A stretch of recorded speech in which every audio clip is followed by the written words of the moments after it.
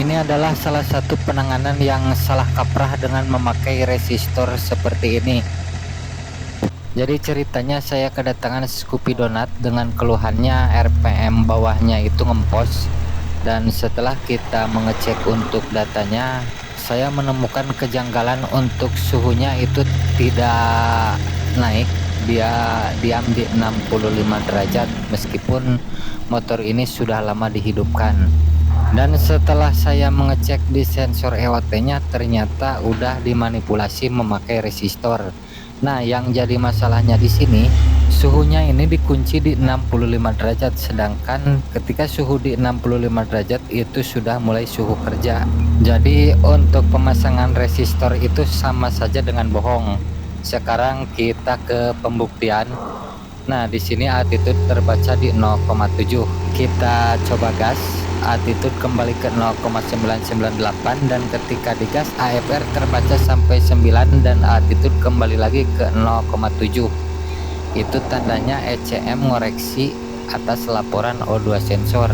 Pertanyaannya sekarang, kenapa motornya menjadi ngepos? Nah, di sini untuk data O2 sensornya ini terbaca ngaco. Untuk voltase O2 sensornya ini sering terbaca di 1 volt lebih, sehingga itu yang menyebabkan ECM selalu mengurangi atau mempersempit bukaan injektornya, sehingga motor ini pun tak kunjung sembuh dan selalu ngempos di RPM bawah karena adanya laporan O2 sensor yang ngaco seperti tadi. Sekarang kita kembali ke resistor. Nah, untuk pemasangan resistor seperti ini adalah penanganan yang jelas-jelas salah kaprah, karena sama saja dengan bohong ketika suhu dibikin sudah mulai suhu kerja. Nah, di sini saya sudah merangkai kembali untuk resistor. Ini hanya sekedar contoh.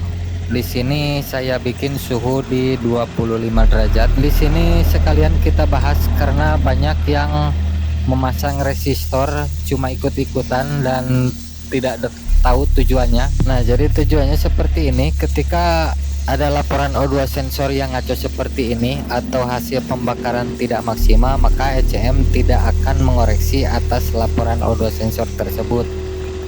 Nah, sekarang kita coba reset dulu ECM-nya karena ada bekas histori kerusakan tadi. Nah, ini proses reset ECM sudah selesai. Kita coba lihat untuk datanya. Sekarang kita langsung saja masuk ke halaman 3. Di sini ada AFR dan flow trim. Nah, tujuan manipulasi sensor EOT itu adalah di sini. Ketika suhu dikunci di bawah 45 derajat, maka itu adalah suhu warming. Dan di sini ECM tidak akan melakukan koreksi atas laporan O2 sensor. Jadi ketika O2 sensor ngaco atau hasil pembakaran tidak sempurna, maka ECM tidak akan melakukan koreksi. Di sini bisa dilihat di flow trim. Flow trim terbaca di 0, itu tandanya ECM tidak melakukan koreksi apapun di sini. Nah, yang jadi masalah ketika suhu dimanipulasi dibuat warming seperti ini, maka konsumsi BBM akan menjadi boros. Karena ketika suhu dingin bukaan injektor akan lebih lebar. Untuk yang terakhir ini sudah dilakukan perbaikan dan untuk soket EOT-nya sudah tidak pakai resistor lagi. Nah, di sini untuk data O2 sensornya tidak ngaco seperti tadi dan kita lihat di halaman 3. Nah, ini untuk AFR di sini sudah stabil dan flow trim masih bekerja di dalam batas toleransi.